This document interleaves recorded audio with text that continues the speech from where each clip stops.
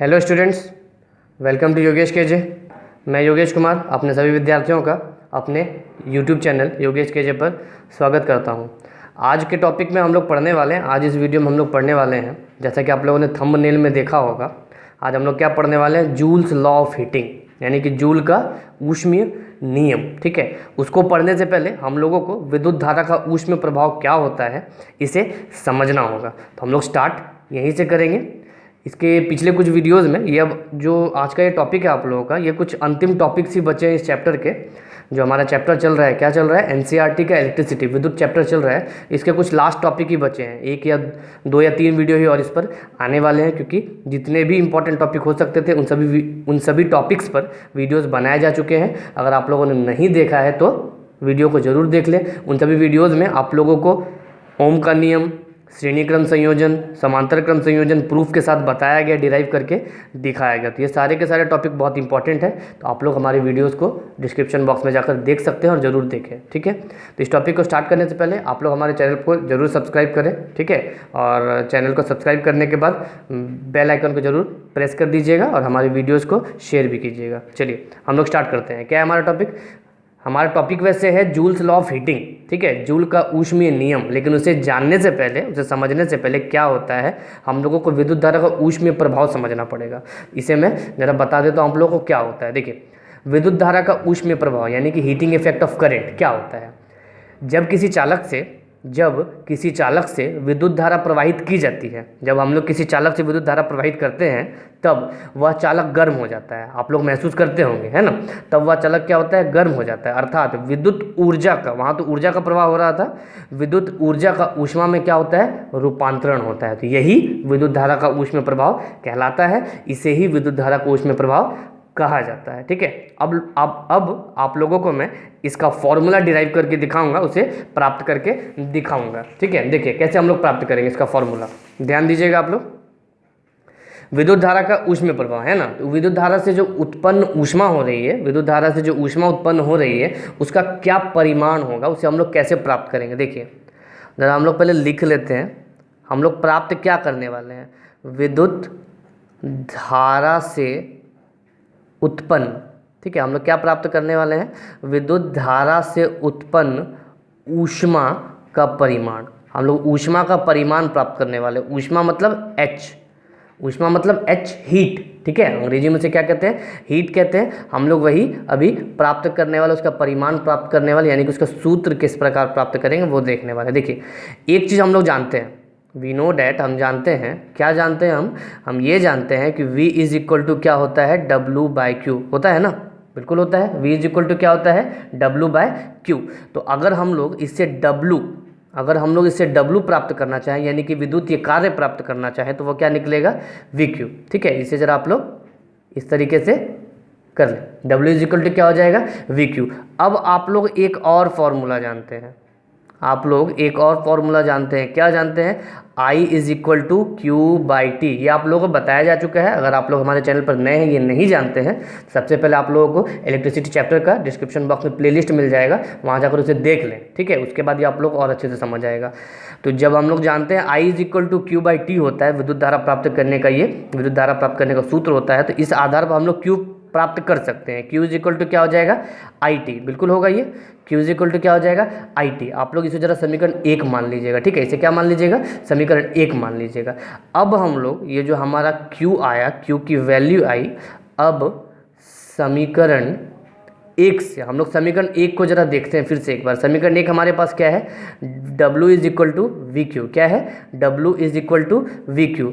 अब आप लोग देखिए, V तो चलिए रहने दीजिए, लेकिन Q का अभी आपने एक मान प्राप्त किया है। क्या प्राप्त किया, IT, तो वो हम लोग यहाँ प्रतिस्थापित कर रहे हैं, रख रहे हैं। तो इस आधार पर W इज इक्वल टू क्या हो जाएगा, VIT।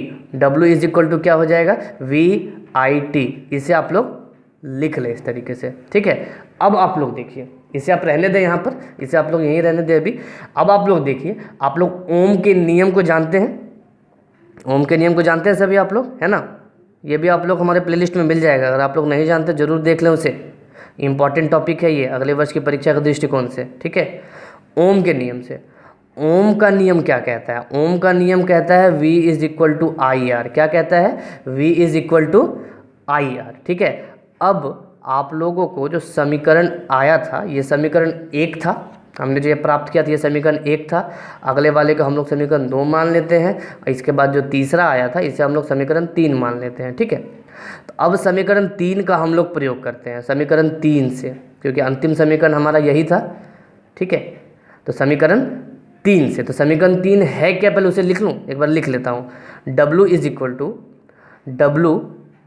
Is equal to V I T, यही आया था ना, अभी ऊपर आया था। W इज इक्वल टू क्या आया था, वी आई टी। अगर आप लोग यहाँ पर V की वैल्यू को रखते हैं, V के मान को प्रतिस्थापित करते हैं, तो इस V का मान मैंने रख दिया, क्या होता है आई आर, और इधर क्या है आई टी।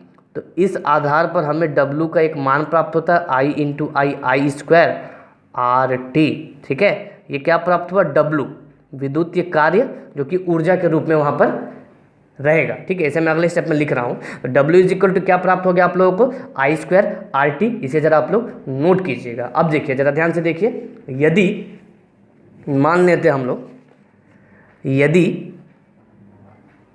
t समय में प्रतिरोध, यदि t समय में प्रतिरोध R, प्रतिरोध को किससे सूचित करते हैं, R से, रेजिस्टेंस। प्रतिरोध R को पार करने में, t समय में प्रतिरोध R को पार करने में विद्युत धारा I द्वारा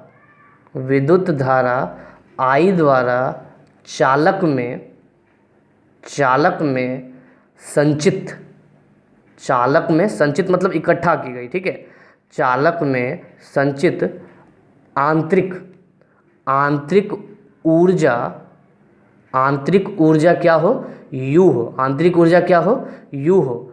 तो अब हम लोग ज़रा ध्यान देते हैं, अगर आंतरिक ऊर्जा U हो तो वो जो मतलब कार्य हुआ था उसकी आंतरिक ऊर्जा क्या है, U है। जो धारा I द्वारा चालक में संचित आंतरिक ऊर्जा क्या है, U है, ठीक है। तो उस W के स्थान पर हम लोग क्या लिख सकते हैं, U। तो U इज इक्वल टू क्या प्राप्त हो जाएगा हमें, आई स्क्वायर आर टी, ठीक है। अब इसे हम लोग इस प्रकार भी लिख सकते हैं, और हम लोग जानते भी हैं, यही संचित ऊर्जा, ये जो ऊर्जा संचित हुई,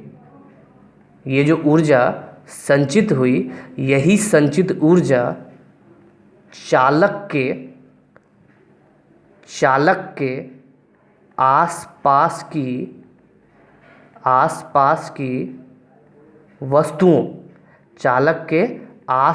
की वस्तुओं को ऊष्मा के रूप में, आप लोगों को जब विद्युत धारा प्रवाहित की जाती है तो चालक के आसपास जो ऊष्मा महसूस होती है वो यही ऊष्मा होती है, ठीक है, जो ऊर्जा से ऊष्मा में परिवर्तित हो जाती है और आसपास की वस्तुओं को ऊष्मा के रूप में वितरित होती है, ठीक है, वितरित होती है। तो अब हम लोग मान लेते हैं, वैसे मानने की ज़रूरत नहीं है, फिर भी लिख लेते हैं क्योंकि सभी चीज़ों का एक तरीका होता है। ऊष्मा, वो जो ऊष्मा वितरित हो रही है उस ऊष्मा को हम लोग H मान लेते हैं। यदि ऊष्मा H हो तो, यदि ऊष्मा क्या हो, H हो तो क्या हो जाएगा, वो ऊर्जा किस में परिवर्तित हो रहा है, ऊष्मा में, जो हम लोगों को महसूस होती है, फील कर सकते हैं हम लोग। तो वो हो जाएगा H is equal to I square R T, H is equal to I square R T, ठीक है। ये था हमारा समीकरण जो हम लोगों को प्राप्त करना था, ठीक है। इसे जरा आप लोग ध्यान दीजिएगा। अब इस आधार पर, इस समीकरण के आधार पर, इसे मैं समीकरण A मान लेता हूँ, ठीक है। इस समीकरण के आधार पर H is equal to I square R T, इस समीकरण के आधार पर हम लोगों को कुछ सूचनाएं प्राप्त होती है जो जूल के द्वारा दिया गया था। तो पहले मैं बता देता हूँ आप लोगों को उसे, उसके बाद हम लोग इसे देखेंगे, ठीक है। ज़रा ध्यान दीजिएगा। जूल का ऊष्मीय नियम इसी सूत्र के आधार पर आधारित है। ये जो हम लोग को सूत्र प्राप्त हुआ इसी सूत्र के आधार पर ये आधारित है। अब जो समीकरण 1 हम लोगों ने अभी देखा, समीकरण 1 हम लोगों ने क्या देखा, समीकरण A, इक्वेशन A क्या हम लोगों ने देखा, इक्वेशन A हम लोगों ने देखा H is equal to I square R T. तो समीकरण A से हमें निम्नलिखित 3 नियम प्राप्त होते हैं। इस समीकरण के आधार पर हमें कुछ नियम प्राप्त होते हैं। वो नियम क्या है पहले मैं पढ़ के बता देता हूँ, उसके बाद हम लोग आगे बढ़ेंगे, ठीक है। देखिए, किसी निश्चित नियम नंबर 1 आप लोग कह सकते हैं इसे नियम नंबर 1, ठीक है। पॉइंट नंबर ए है हमारा, किसी निश्चित समय टी में किसी निश्चित प्रतिरोध R वाले चालक में उत्पन्न हुई ऊष्मा का परिमाण U उसमें प्रवाहित होने वाली विद्युत धारा I के वर्ग के समानुपाती होता है। I के वर्ग के समानुपाती होता है, ठीक है। तो वहाँ पर जो विद्युत धारा उत्पन्न हो रही है, वो उसमें U जो है ऊष्मा U या H आप लोग दोनों से सूचित कर सकते हैं उसे, ठीक है। U आप इस U के स्थान पर H भी लिख सकते हैं। हम लोगों का समीकरण दोनों प्राप्त हुआ था, याद कीजिए, U = I² RT और H = I² RT, ठीक है। हम लोगों को दोनों प्राप्त हुआ था, ठीक है। तो आप लोग इसे U के स्थान पर H भी लिख सकते हैं, U और H दोनों इक्वल हैं यहाँ पर। तो वो I के वर्ग के समानुपाती होता है। धारा जो ऊष्मा जो प्रवाहित होती है वो I के वर्ग के क्या होता है, समानुपाती। ये कब होता है? ये तभी होता है जब R और T क्या हो, नियत हो, कांस्टेंट हो, इसमें कोई परिवर्तन नहीं होना चाहिए। ये चीज़ ध्यान रखिएगा आप लोग, ठीक है। देखिए, अब इस आधार पर समीकरण पॉइंट नंबर बी भी हमें प्राप्त होता है। क्या प्राप्त होता है कि किसी निश्चित प्रबलता की विद्युत धारा I द्वारा निश्चित समय t में, देखिए निश्चित शब्द पर आप लोग ध्यान दीजिएगा, विद्युत धारा भी निश्चित है, कांस्टेंट है, और समय t भी कांस्टेंट है। समय t में उत्पन्न ऊष्मा का परिमाण चालक के प्रतिरोध के क्या होता है, समानुपाती होता है। यानी कि H और U दोनों से सूचित किया जाता है। इसे बहुत सारी पुस्तकों में आप लोगों को U = I² RT भी फॉर्मूला देखने को मिलेगा, ठीक है। तो वैसे H ज़्यादा बेटर है क्योंकि हीट उसे पता चल जाता है, इसलिए, ठीक है। H या U दोनों क्या होगा, विद्युत धारा नहीं, यहाँ पर हम लोग प्रतिरोध लिख रहे हैं, प्रतिरोध के क्या होगा, समानुपाती होगा। ये कब होगा? ये तभी होगा जब I और T क्या हो, नियत हो, जब I और T दोनों नियत हो, ठीक है, यानी कि कांस्टेंट हो। अगला देखिए C, हमें तीसरा नियम क्या प्राप्त होता है कि किसी दिए गए चालक में एक ही प्रबलता की धारा भिन्न भिन्न समय तक प्रवाहित करने पर, भिन्न समय तक, समय अलग है, भिन्न समय तक प्रवाहित करने पर उत्पन्न ऊष्मा का परिमाण धारा प्रवाह के समय t के समानुपाती होता है। मतलब जितने समय तक धारा प्रवाहित होती है उस समय तक वो उसके समानुपाती होती है। जैसे आप लोग H या U दोनों लिख सकते हैं, ठीक है। H या U किसके समानुपाती होगा, T के समानुपाती। ये भी कब होगा, जब I और R दोनों नियत हो, दोनों में कोई परिवर्तन ना हो, दोनों क्या हो, कांस्टेंट हो। तो इस समीकरण के आधार पर हम लोगों को ये 3 सूचनाएं प्राप्त होती है, ये 3 नियम प्राप्त होते हैं। और इन 3 नियमों को ध्यान दीजिएगा, इन तीनों नियमों को जूल के ऊष्म नियम कहते हैं। तो जूल ने इन तीनों नियमों को ही बताया था, इसलिए उनके सम्मान में इसे जूल का ऊष्म नियम भी कहा जाता है, ठीक है। इसे आप लोग नोट करें, इंपॉर्टेंट टॉपिक था, बहुत अच्छा टॉपिक था, और इस पर आप लोगों को न्यूमेरिकल बहुत सारे देखने को मिलेंगे। आप लोग इसे नोट जरूर कीजिएगा। अब इसके बाद जो हमारा अगला वीडियो होगा वो आप लोग वेट कीजिए उसका। इसके बाद जो 2-4 टॉपिक और बचे हुए हैं इस चैप्टर के, इलेक्ट्रिसिटी के, इसके और टॉपिक्स जो बचे हुए हैं वो मैं आप लोगों को बताऊंगा।